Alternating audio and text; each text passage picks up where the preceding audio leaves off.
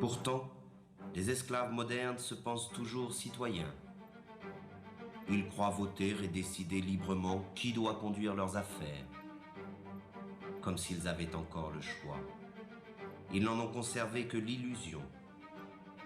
Croyez-vous encore qu'il existe une différence fondamentale quant au choix de société dans laquelle nous voulons vivre entre le PS et l'UMP en France, entre les démocrates et les républicains aux États-Unis, entre les travaillistes et les conservateurs au Royaume-Uni?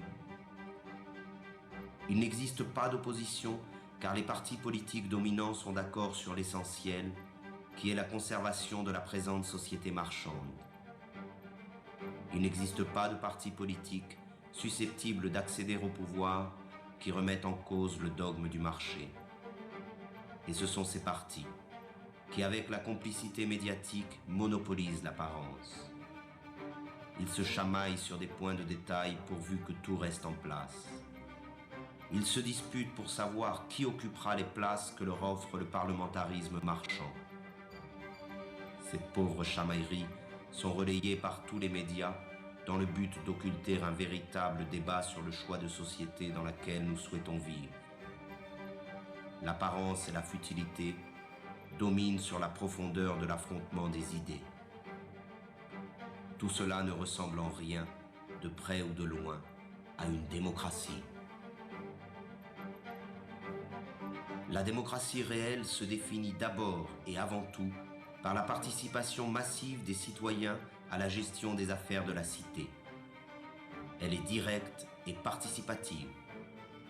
Elle trouve son expression la plus authentique dans l'assemblée populaire et le dialogue permanent sur l'organisation de la vie en commun.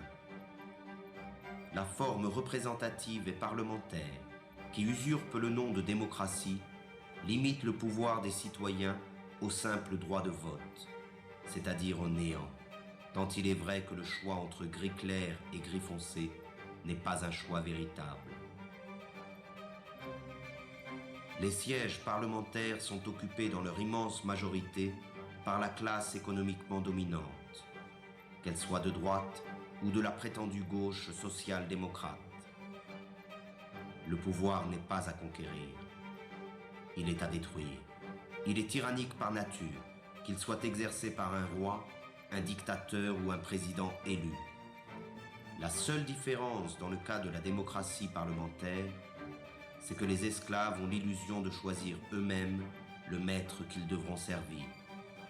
Le vote a fait d'eux les complices de la tyrannie qui les opprime.